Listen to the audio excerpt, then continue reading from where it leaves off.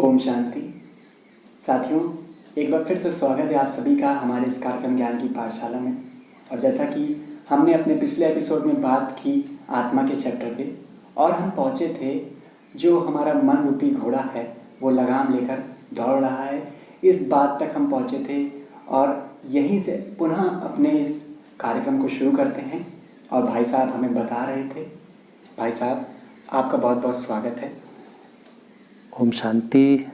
ओम शांति। भाई साहब, ये मन रूपी घोड़ा जो है वो उसके हाथ में सारी बागडोर आ गई है, और हमारा मन जो विचलित है, क्यों विचलित है, इसके बारे में आज हमें बताइए। मन स्वतंत्र हो गया है क्योंकि मन एक बच्चे के समान लोगों ने कहा है, और घोड़े से भी तुलना दी गई है, हवा से भी तुलना दी गई है। तो जैसे बच्चा, अबोध बच्चा है, उसको हम कैसे अपने कब्जे में कर सकते हैं? उसको हम अगर नज़रअंदाज कर देते हैं तो वो बच्चा कहीं भी जा सकता है, क्योंकि बच्चे को राइट रॉन्ग, लाभ हानि कुछ भी पता नहीं है। उसकी समझ, बच्चे को गाइड तो उसकी माँ कर सकती है, गार्जियन बड़ा ही कर सकता है, लगाम वही लगा सकता है। तो ये बुद्धि क्या है? विवेक, समझदारी जिसको बोलते हैं, उसको समझदारी से हम अपने कब्जे में कर सकते हैं। घोड़े को आप एक गौर कीजिए, जैसे एक छोटा सा 6 महीने का बच्चा हो, उसने अपने हाथ में एक धारदार चाकू पकड़ लिया हो, उससे आप कैसे लेंगे? तो निश्चित है ज़बरदस्ती करेंगे तो हाथ तो काट लेंगे, क्योंकि बच्चे आप जानते हैं कितना तेज़ पकड़ते हैं। आप क्या करेंगे? उसके सामने दूसरा कोई खिलौना आप दिखाएंगे, आकर्षित करेंगे, तो ऑटोमेटिक उसको पकड़ने के लिए इसको छोड़ना ही पड़ेगा। एक तर्क संगत तरीका है। तो मन हमारा जो घोड़े के समान भाग रहा है, नचा रहा है, दौड़ा रहा है, और जो सोच रहा है, टोटल जो विकृति आई माइंड में, उसका कारण क्या है?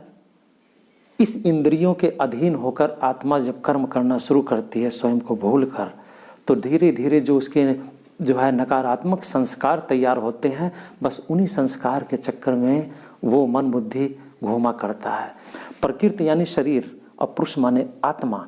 जब आत्मा ये स्वयं को भूल जाती है कि मैं इस शरीर रूपी मोटर की मालिक हूँ, तब वहीं एक्सीडेंट शुरू होता है। जैसे आप कोई शराब पीकर गाड़ी चला रहा हो, तो उस वक्त समझ लो बहुत ज़्यादा पिया है, तो उस वक्त क्या होगा?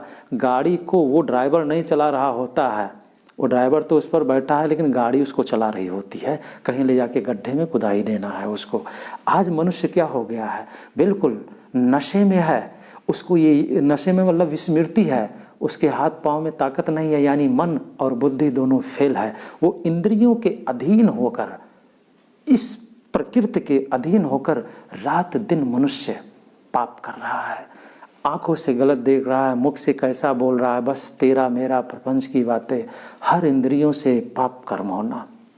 और इस इंद्रियों की सुख शांति इनके द्वारा लेने के लिए बिल्कुल रात और दिन पाप करता जा रहा है और अपने पाप कर्मों को भोग रहा है। सिर्फ कारण क्या था? स्वयं को भूलने का, कि मैं कौन हूँ, मेरी शक्तियाँ क्या है, मेरे गुण क्या हैं।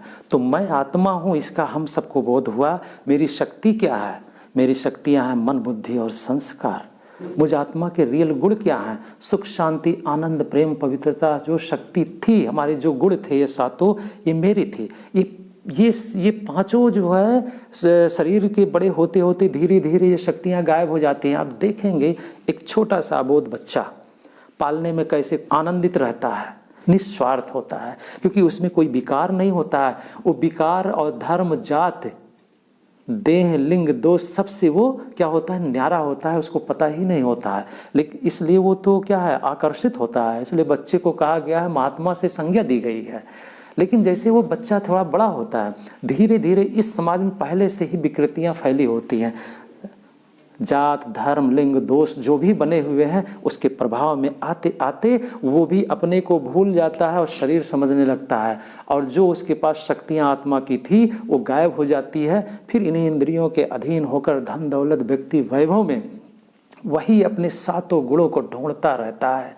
इनसे मिले सुख, इनसे मिले शांति, इनसे मिले ऐसा। तो ये सारी प्रक्रियाएं वो करता है। आज यही हालत सबकी है। अब एक चीज़ जैसे समझ लिया, समझ कर उस स्वरूप में टिक लिया और उसकी स्मृति में हम रहना शुरू करते हैं, तो मेरी खोई हुई पुनः शक्तियाँ वापस आने लगती है। जो हमारे जीवन से सुख शांति गायब हो गई है, पवित्रता वो आने लगती है। लेकिन उसके लिए करना क्या होगा? क्योंकि ये शांति और शक्ति कहाँ है? मुझ आत्मा में है। और हमें भान किस चीज़ का है? देह का, कि मैं देह हूँ, मैं हिंदू हूँ, मुस्लिम हूँ, सिख हूँ, ईसाई हूँ। ये सब क्या है? ये पर यही तो बनाया गया हुआ ये सारी चीज़ें मनुष्य समुदाय का एक सामाजिक व्यवस्था हो गई है। बाकी इससे धर्म से कोई मतलब नहीं है। अभी क्या करना है?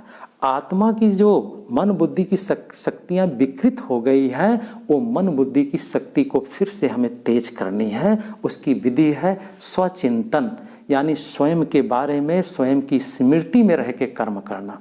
पहले तो मुझे पता क्या था? मैं देह हूँ, मैं फला जात का हूँ, फला घर का हूँ, फला समाज का हूँ, ये याद है। लेकिन अब ये याद रहते हुए भी मुझे अब ये याद रहेगा असली नहीं, ये तो शरीर का है। मैं आत्मा हूँ, मैं अजर हूँ, अमर हूँ, मैं, ये सातों शक्तियाँ मेरी हैं, सुख शांति पवित्रता। मुझे पवित्र कर्म करने हैं। वो सारे दिव्य और मौलिक गुणों को लेकर मुझे अपने संस्कारों में उतार कर कर्म करना है। ये जब हम ध्यान देना शुरू करते हैं तो मेरी शक्तियाँ आने लगती हैं। आत्मा वीक क्यों हुई? अब ये हमें थोड़ा समझना है कि आत्मा वीक क्यों हुई। कहते नहीं है कि कर्म के आधार पर ही संज्ञा दी जाती है। जैसे कि पाप कर्म करने वाले को पापी आत्मा, पुण्य कर्म करने वाले को पुण्य आत्मा, दान करने वाले को दान आत्मा, महान कर्म करने वाले को महान आत्मा। इन संज्ञा दी गई आत्मा के ऊपर कर्मों का प्रभाव पड़ता है। पापी मनुष्य, पुण्य मनुष्य, ऐसा नहीं कहा। पापी आत्मा, पुण्य आत्मा, देव आत्मा, महान आत्मा की संज्ञा दी गई है। टोटल खेल आत्मा के ऊपर है। और अभी ऐसा समाज हो गया है कि आत्मा के बारे में कोई बात ही नहीं करना चाहता है। वो बोरिंग सब्जेक्ट लगता है कि वही आत्मा की, वही परमात्मा की। लेकिन हमें आपको ये समझना है कि इसके बगैर जीवन में सुख शांति आ नहीं सकती है। आप चाहे भौतिक की पूरी साम्राज्य खड़ा कर लीजिए, उससे सुख मिल ही नहीं सकता है। क्योंकि आत्मा का ज्ञान हम आपको मर्यादा में बांध कर रखता है।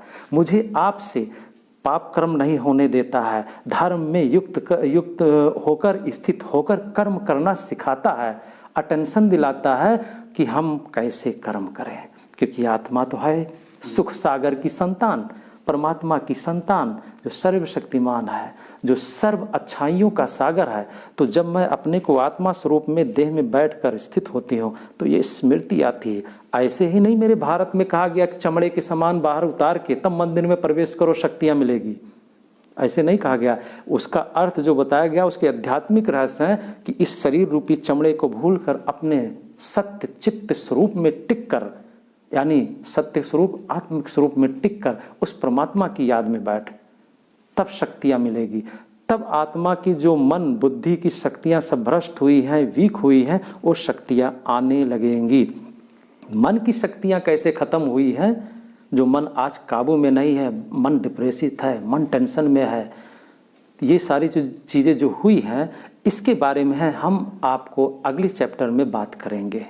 बिल्कुल साथियों, आज हमने अपने इस चैप्टर से बहुत ही अच्छी बातें जानी। जो हमारा मन विचलित हो गया है, उसको हम कैसे अपनी पुनः स्थिति में वापस ला सकते हैं, और हमारी आत्मा जो वीक होती चली जा रही है, उसके लिए हम फिर से ऐसा क्या करें जो फिर से एनर्जी उसके अंदर वापस आ जाए। और आशा करते हैं आपको हमारा आज का ये चैप्टर अच्छा लगा होगा। और हमारे साथ हमेशा यहाँ मौजूद रहते हैं बीके मुकेश भाई, हमारा मार्गदर्शन करने के लिए। भाई साहब, आपका बहुत ही कोटि कोटि धन्यवाद। ओम शांति। ओम शांति। दोस्तों, अब हमें इस कार्यक्रम से दीजिए इजाज़त। ओम शांति।